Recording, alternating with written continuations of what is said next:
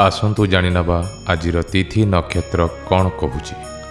ଆଜି ହେଉଛି 2 ଏପ୍ରିଲ 2024 ମଙ୍ଗଳବାର, ଚୈତ୍ର ମାସ କୃଷ୍ଣପକ୍ଷ ଅଷ୍ଟମୀ, ମୀନ 20 ଦିନ।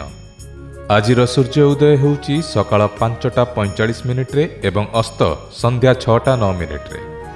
ଆଜିର ଶୁଭବେଳା ହେଉଛି ସକାଳ 8:15 ଆରମ୍ଭ ହୋଇ ଦିବା 10:43 ପର୍ଯ୍ୟନ୍ତ ରହୁଛି। ଏହି ସମୟରେ ଆପଣମାନେ କିଛି ବି ଶୁଭ କାର୍ଯ୍ୟ ଆରମ୍ଭ କରିପାରିବେ। ଆଜି ମକର ରାଶିର ଘାତବାର ଏବଂ ତୁଳା, କୁମ୍ଭ, ବୃଷ, ମିଥୁନ ଓ ବିଛା ରାଶିର ଘାତଚନ୍ଦ୍ର। ଆଜି ନଡ଼ିଆ ଓ ଆମିଷ ଖାଇବା ନିଷିଦ୍ଧ। ଏବେ ଆସନ୍ତୁ ଜାଣିବା 12ଟି ରାଶିରେ କ'ଣ ସବୁ ଦର୍ଶାଉଛି। ପ୍ରଥମେ ଜାଣିବା ମେଷ ରାଶି ବ୍ୟକ୍ତିବିଶେଷମାନଙ୍କ ପାଇଁ ଆଜି ଦିନଟି କିପରି ରହିବ। କଳା, ସାହିତ୍ୟ ଓ ଚଳଚ୍ଚିତ୍ର, ସଙ୍ଗୀତ ଆଦି କ୍ଷେତ୍ରରେ ସମସ୍ୟା ସମାଧାନ ହୋଇଯିବ। କର୍ମକ୍ଷେତ୍ରରେ ଉପରିସ୍ଥ ବ୍ୟକ୍ତିଙ୍କଠାରୁ ସମ୍ମାନ ମିଳିବା ସହ ଉନ୍ନତି ଫଳରେ ସନ୍ତୋଷ ଦେଖାଦେବ। ପ୍ରତ୍ୟେକ କ୍ଷେତ୍ରରେ ପରିସ୍ଥିତିକୁ ହାଲୁକା କରିବାରେ ସମର୍ଥ ହେବେ। ପ୍ରେମିକ ପ୍ରେମିକାମାନେ ଗୁପ୍ତ ପ୍ରେମରେ ସଫଳ ହେବେ। ଛାତ୍ରଛାତ୍ରୀମାନେ ଉଚ୍ଚଶିକ୍ଷାର ସୁଯୋଗ ପାଇବେ। ରାଜନୀତି କ୍ଷେତ୍ରରେ ସାମାଜିକ ପ୍ରତିଷ୍ଠା, ମାନ ସମ୍ମାନ ବୃଦ୍ଧି ହେବ। ଆପଣଙ୍କ ପାଇଁ ଆଜି ପ୍ରତିକାର ହେଉଛି ଗୋମାତାକୁ କିଛି ଖାଇବାକୁ ଦିଅନ୍ତୁ। ଏବେ ଜାଣିବା ବୃଷ ରାଶି ବ୍ୟକ୍ତିବିଶେଷମାନଙ୍କ ପାଇଁ ଆଜି ଦିନଟି କିପରି ରହିବ।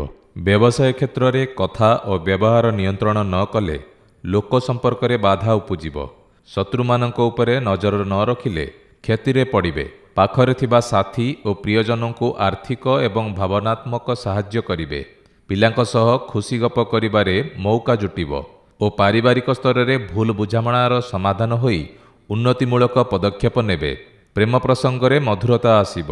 ଆପଣଙ୍କ ପାଇଁ ଆଜି ପ୍ରତିକାର ହେଉଛି କୁଆ, ପାରାଙ୍କୁ ଚାଉଳ ଖାଇବାକୁ ଦିଅନ୍ତୁ। ଏବେ ଜାଣିବା ମିଥୁନ ରାଶି ବ୍ୟକ୍ତିବିଶେଷମାନଙ୍କ ପାଇଁ ଆଜି ଦିନଟି କିପରି ରହିବ। ସମାଜସେବା ଓ ରାଜନୀତିରେ ସୁନାମ ଅର୍ଜନ କରିପାରିବେ। ନିଜର ପ୍ରତିଷ୍ଠା ଓ ସୁନାମ ବଢ଼ିବା ସହ ଆୟ ମଧ୍ୟ ଉତ୍ତମ ହେବ। ବ୍ୟବସାୟ କ୍ଷେତ୍ରରେ ସମସ୍ୟା ଦୂର ହୋଇଯିବା ଫଳରେ ଅର୍ଥ ଲାଭର ସୁଯୋଗ ପାଇବେ। ପ୍ରତିଯୋଗିତା ପରୀକ୍ଷାରେ ଉତ୍ତୀର୍ଣ୍ଣ ହେବେ। ବରିଷ୍ଠ ଅଧିକାରୀଙ୍କ ସହ ଦୂରଯାତ୍ରା କରିବାକୁ ପଡ଼ିବ। ଜାଗା, ଜମି, ଉଚ୍ଚସ୍ତରୀୟ ବାହନ ଆଦି କ୍ରୟ କରିବା ପାଇଁ ଯୋଗାଯୋଗ କରିପାରିବେ। ଆପଣଙ୍କ ପାଇଁ ଆଜି ପ୍ରତିକାର ହେଉଛି ମା, ବାପା, ଗୁରୁଙ୍କୁ ପ୍ରଣାମ କରନ୍ତୁ। ଏବେ ଜାଣିବା କର୍କଟ ରାଶି ବ୍ୟକ୍ତିବିଶେଷମାନଙ୍କ ପାଇଁ ଆଜି ଦିନଟି କିପରି ରହିବ। ସ୍ୱାସ୍ଥ୍ୟ ସମସ୍ୟା ସୁଧୁରିଯିବ। ସମସ୍ତ ଦୁଶ୍ଚିନ୍ତା ଦୂର ହେବ। ଶତ୍ରୁ ବା ବିରୋଧୀ କିଛି କ୍ଷତି କରିପାରିବେ ନାହିଁ। ନୂତନ ପ୍ରସ୍ତାବ ଦେଇ ବନ୍ଧୁ ଗହଣରେ ଚର୍ଚ୍ଚିତ ହୋଇପାରନ୍ତି। ଜାଗା, ଜମି, ଗୃହ ସମ୍ବନ୍ଧୀୟ କୌଣସି ମାମଲା ସମାଧାନ ହୋଇଯିବ। ପରିବାର ସମ୍ବନ୍ଧିତ କୌଣସି ବନ୍ଧୁଙ୍କ ଦ୍ୱାରା ଶୁଭ ସମାଚାର ଶୁଣିବେ। ନିଜର ଚତୁରତା ଓ ପତିଆରା ଯୋଗେ ବିପରୀତ ପରିସ୍ଥିତିକୁ ନିଜ ସପକ୍ଷକୁ ଆଣିପାରିବେ। ଆପଣଙ୍କ ପାଇଁ ଆଜି ପ୍ରତିକାର ହେଉଛି ମୟୂର ଚନ୍ଦ୍ରିକା ପାଖରେ ରଖି ଯାତ୍ରା କରନ୍ତୁ। ଏବେ ଜାଣିବା ସିଂହ ରାଶି ବ୍ୟକ୍ତିବିଶେଷମାନଙ୍କ ପାଇଁ ଆଜି ଦିନଟି କିପରି ରହିବ। ରାଜନୀତି କ୍ଷେତ୍ରରେ ଉଚ୍ଚ ସମ୍ପର୍କରୁ ସୁଯୋଗ ପାଇବେ। ପ୍ରତିଯୋଗିତା, ପରୀକ୍ଷା ଓ ସାକ୍ଷାତକାରରେ କୃତକାର୍ଯ୍ୟ ହେବେ। ବାଦବିବାଦ ଆପଣଙ୍କ ସପକ୍ଷରେ ଯିବ। ନିଜ କର୍ତ୍ତବ୍ୟକୁ ଠିକ୍ ଭାବରେ ନିର୍ବାହ କରିପାରିବେ। ଦାମ୍ପତ୍ୟ ସୁଖ ବୃଦ୍ଧି ହେବ। ବ୍ୟବସାୟ କ୍ଷେତ୍ରରେ ବୁଦ୍ଧି ବିବେକ ଖେଳାଇ କର୍ତ୍ତବ୍ୟ ପରାୟଣତାକୁ ମୁଖ୍ୟ କରି ଚାଲିବା ହିତକର ହେବ। ପୁରାତନ ରୋଗର ପ୍ରକୋପରେ ହଇରାଣ ହରକତ ହେବେ। ଆପଣଙ୍କ ପାଇଁ ଆଜି ପ୍ରତିକାର ହେଉଛି କୁଆ, ପାରାଙ୍କୁ ଚାଉଳ ଖାଇବାକୁ ଦିଅନ୍ତୁ। ଏବେ ଜାଣିବା କନ୍ୟା ରାଶି ବ୍ୟକ୍ତିବିଶେଷମାନଙ୍କ ପାଇଁ ଆଜି ଦିନଟି କିପରି ରହିବ। ଶୁଭ ସମାଚାର ଶୁଣି ଆନନ୍ଦିତ ହେବେ। କମିଶନ ସମ୍ବନ୍ଧିତ କାର୍ଯ୍ୟରେ ଲାଭ ମିଳିବ। ପୁଅ ଝିଅଙ୍କ କର୍ମ ସ୍ଥିର ହେବା ଫଳରେ ଖୁସି ହେବେ। ପିଲାମାନେ ପରୀକ୍ଷାରେ ସଫଳତା ପାଇବେ। ପ୍ରେମିକ ପ୍ରେମିକାମାନେ ମନୋରଞ୍ଜନ କାର୍ଯ୍ୟକ୍ରମରେ ଯୋଗଦେଇ କଳା, ସଙ୍ଗୀତ ଓ ନୃତ୍ୟ ଗୀତରେ ମଜ୍ଜି ରହିବେ। ଘରଠୁ କର୍ମକ୍ଷେତ୍ରକୁ ପ୍ରମୁଖତା ଦେଇ ଅଧିକ ସମୟ ମଧ୍ୟ ଉତ୍ସର୍ଗ କରିବାକୁ ପଡ଼ିବ। ଆପଣଙ୍କ ପାଇଁ ଆଜି ପ୍ରତିକାର ହେଉଛି ସବୁଜ ରଙ୍ଗର ରୁମାଲଟିଏ ପାଖରେ ରଖନ୍ତୁ। ଏବେ ଜାଣିବା ତୁଳା ରାଶି ବ୍ୟକ୍ତିବିଶେଷମାନଙ୍କ ପାଇଁ ଆଜି ଦିନଟି କିପରି ରହିବ। ଧର୍ମ କାର୍ଯ୍ୟ ପ୍ରତି ମନ ବଳାଇ ବହୁତ ଶାନ୍ତି ଲଭିବେ। ସ୍ଥଳ ବିଶେଷରେ ଦୂରସ୍ଥାନବାସ ଯୋଜନା ମନ ମଧ୍ୟରେ ଉଙ୍କି ମାରିବା ଫଳରେ ଅସନ୍ତୋଷର ସରବ୍ୟ ହେବେ। ପ୍ରତିଯୋଗିତା ପରୀକ୍ଷାରେ ଆନନ୍ଦିତ ହେବେ। ପରିବାରରେ ଅପ୍ରୀତିକର ପରିସ୍ଥିତି ଦେଖାଦେଲେ ମଧ୍ୟ ତାହା କୌଶଳକ୍ରମେ ସମାଧାନ କରିବେ। କଠିନ ପରିଶ୍ରମ କରିବା ଯୋଗୁଁ ଶାରୀରିକ ଅସୁସ୍ଥତା ଦେଖାଦେବ। ଯାନବାହନ ସମ୍ବନ୍ଧୀୟ ସମସ୍ୟା ଦେଖାଦେଇପାରେ। ଆପଣଙ୍କ ପାଇଁ ଆଜି ପ୍ରତିକାର ହେଉଛି କୁକୁରକୁ କିଛି ଖାଇବାକୁ ଦିଅନ୍ତୁ। ଏବେ ଜାଣିବା ବିଛା ରାଶି ବ୍ୟକ୍ତିବିଶେଷମାନଙ୍କ ପାଇଁ ଆଜି ଦିନଟି କିପରି ରହିବ। ଅନେକ ସମସ୍ୟାର ସମାଧାନ ହୋଇଯିବା ଫଳରେ ପାରିବାରିକ ଜୀବନ ସୁଖମୟ ହେବ। ରାଜନୀତି କ୍ଷେତ୍ରରେ ମାନସିକ ଦୁଶ୍ଚିନ୍ତା ଦୂର ହୋଇ ଯଶମାନ ବୃଦ୍ଧି ହେବ। ସ୍ୱାସ୍ଥ୍ୟ ହାନି ହେବା ସହ ସନ୍ତାନମାନଙ୍କ ଭବିଷ୍ୟତ ନେଇ ଚିନ୍ତିତ ରହିପାରନ୍ତି। ସତ୍ସଙ୍ଗ, ମନୋରଞ୍ଜନ ଓ କ୍ରୀଡ଼ା କ୍ଷେତ୍ରରେ ପ୍ରଶଂସିତ ହେବେ।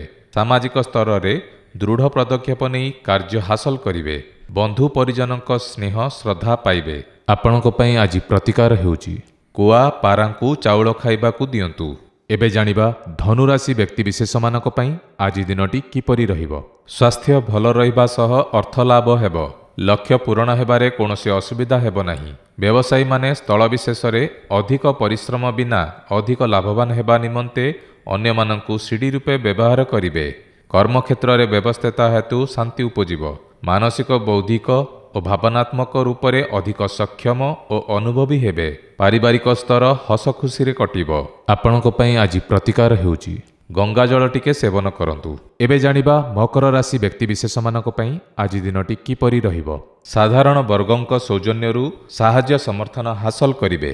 ସ୍ୱାର୍ଥକୁ କେନ୍ଦ୍ର କରି ସୁବର୍ଣ୍ଣ ସୁଯୋଗକୁ ହାତଛଡ଼ା କରିପାରନ୍ତି। କୌଣସି ଆବଶ୍ୟକୀୟ ଜିନିଷ କିଣିବା ପାଇଁ ଧାର କରିବାକୁ ବାଧ୍ୟ ହେବେ। ମାଲି ମୋକଦ୍ଦମାରେ ଆପୋଷ ସମାଧାନର ରାସ୍ତା ଖୋଲିଯିବ।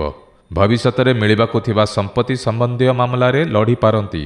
ବାହନରେ କୌଣସି ଜାଗାକୁ ଯାତ୍ରା କଲେ ସତର୍କତା ଅବଲମ୍ବନ କରିବା ଉଚିତ। ଆପଣଙ୍କ ପାଇଁ ଆଜି ପ୍ରତିକାର ହେଉଛି ଗୋମାତାକୁ କିଛି ଖାଇବାକୁ ଦିଅନ୍ତୁ। ଏବେ ଜାଣିବା କୁମ୍ଭ ରାଶି ବ୍ୟକ୍ତିବିଶେଷମାନଙ୍କ ପାଇଁ ଆଜି ଦିନଟି କିପରି ରହିବ। ଆନୁଷ୍ଠାନିକ କାମରେ ଠିକ୍ ପରାମର୍ଶ ଦେଇ ଆଦର ସମ୍ମାନ ପାଇବେ। କର୍ମକ୍ଷେତ୍ରରେ ସମସ୍ୟା ସମାଧାନ ପାଇଁ ବନ୍ଧୁଙ୍କ ସାହାଯ୍ୟ ନେବେ।